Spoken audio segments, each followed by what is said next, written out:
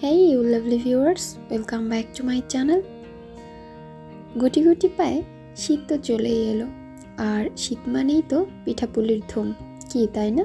হ্যাঁ, তাই আজকে শীতের সকালে খুব সহজ আর খুব মজার একটি পিঠা তৈরি করলাম। আর দেখেই বুঝতে পারছেন কতটা লোভনীয় আর কতটা সফট স্পঞ্জি ছিল। চলুন আমরা দেখে নিই পিঠাটা কী দিয়ে বানাচ্ছি। তো এখানে প্রথমে আমি একটা মিক্সিং বোল নিয়েছি, আর এখানে আমি সব ধরনের শুকনো উপকরণগুলো মিশিয়ে নেব। তাই প্রথমেই নিয়ে নিচ্ছি চিনি, আর চিনিটা কিন্তু যার যার টেস্ট অনুযায়ী নিতে হবে। তো চিনি নেওয়ার পরে এখানে আমি প্রায় 2.5 কাপের মতো সুজি দিয়ে দিব।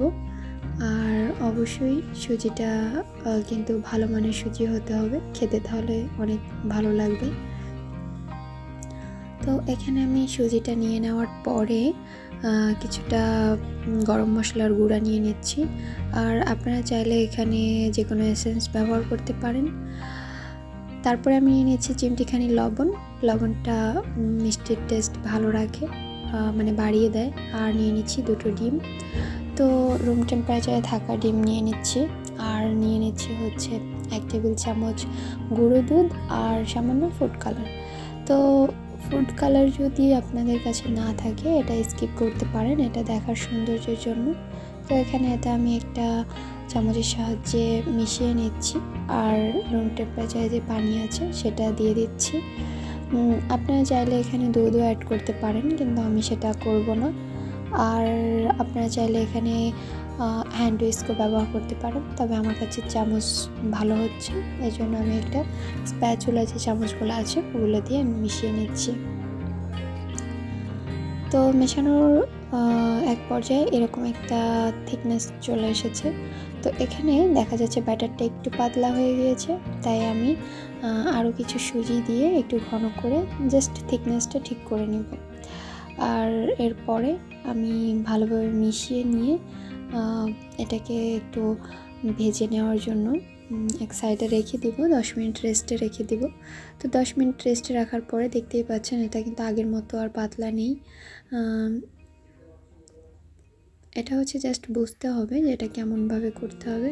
আর পিঠাটা খেতে কিন্তু অসম্ভব মজার হয়ে থাকে যদি আপনারা ভালোভাবে বানাতে পারেন।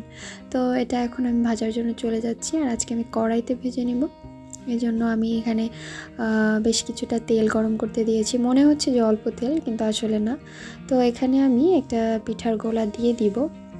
আর এখানে আমি বলে নিচ্ছি আমি অনেক দুঃখিত যে আমি পিঠাটা ভাজার সময় আমার একটা কাজ পড়ে গিয়েছিল, এই জন্য আমি পুরো ভিডিওটা করতে পারিনি। তো এই জন্য আমি সরি বলে নিচ্ছি। তো এরপরে আমি ভাজা হয়ে গেছে, এখন আমি সার্ভ করে নিচ্ছি একটা প্লেটে। আর দেখতেই পাচ্ছেন পিঠাগুলো যে কতটা মানে ফুলে ডাবল হয়ে গিয়েছিল, আর দেখতেও কতটা মাশাআল্লাহ অনেক সুন্দর হয়েছে, আর খেতেও কিন্তু অনেক ভালো হয়েছিল আলহামদুলিল্লাহ। তো আপনারা চাইলে সবাই খুব অল্প সময়ে বিকালে বা সকালে যে কোনো সময় এটা করে ফেলতে পারেন। আর আজকে স্পেশালি আমার বাবু খেতে চেয়েছিল, আমার তাহমিদ, তো ওর জন্যই করা হয়েছিল। তো সবাই ভালো থাকবেন, আর আজকে এ পর্যন্তই। আমার চ্যানেলটিকে সাবস্ক্রাইব করবেন, আমার রেসিপিগুলো বাসায় ট্রাই করবেন। সবাই ভালো থাকবেন, আল্লাহ হাফিজ।